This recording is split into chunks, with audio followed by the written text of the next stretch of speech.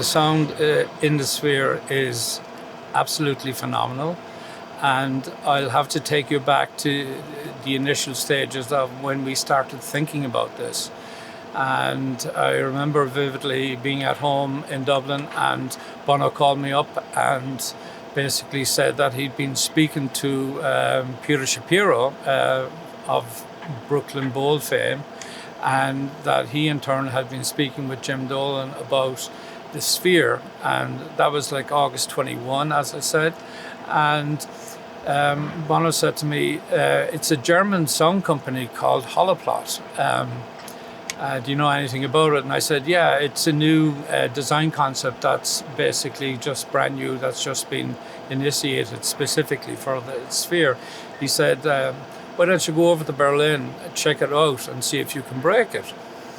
And in true typical conversation, that has been my brief from year dot.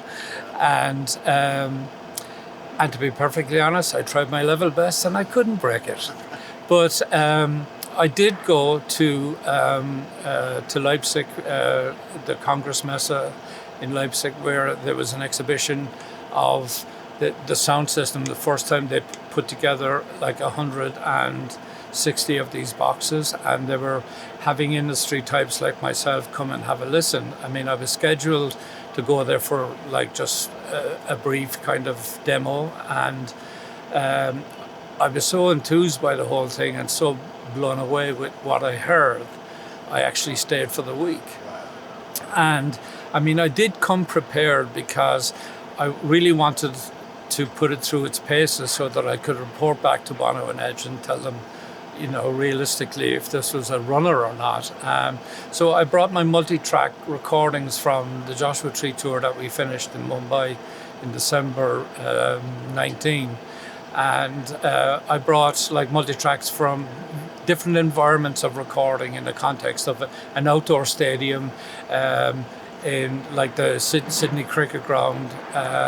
We also played in an indoor dome in Seoul in Korea. So I had an idea of the sonic value of all of those.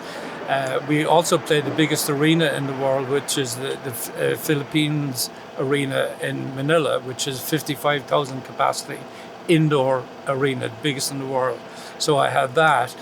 And we also, I also brought with me the recording that I had from Singapore National Stadium, which has a roof that opens and closes. So it gave me a different environmental acoustic again to try all of that. And to be honest, they were very patient with me. They allowed me to do everything I needed to do and wanted to do. I mean, I ran extremely loud and extremely hard, and every aspect that I could try to basically, in the first context, to see if I could break it or not, or if I would stand up for it. And I mean, the sub bass and all of that energy and everything was second to none, which is something that when Adam steps on the Taurus pedals, it's like a low-end heaven that when you deliver it at full pelt, it's got an incredible wow factor.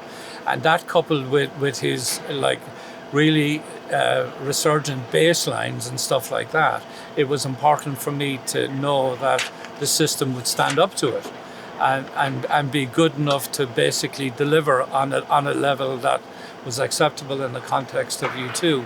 You have to take into consideration, this system was brand new. It had never been used in any venue, in any facility, anywhere.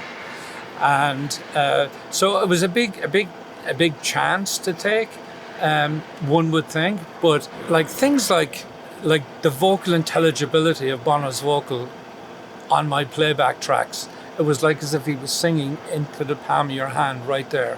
And you'll feel that up close and personal feel about the whole thing. That was amazing. All of the treatments and effects that I would use, like on the drum kit, sometimes on the keyboard orchestration and all of that, the reverbs and stuff like that, I was able to spread them out and listen to them in a way that was very different from the norm. So coming out of that, that week in Leipzig, I mean, I wrote Bono and Edge, you know, and I opened my opening line on it like, this is going to be quite a biblical report because this is what happened. And 8 pages later, after explaining everything that I had been through, I mean, my parting shot on it was that you guys definitely have to be the first band into the Sphere because this is the future. Absolutely, this is the future of audio.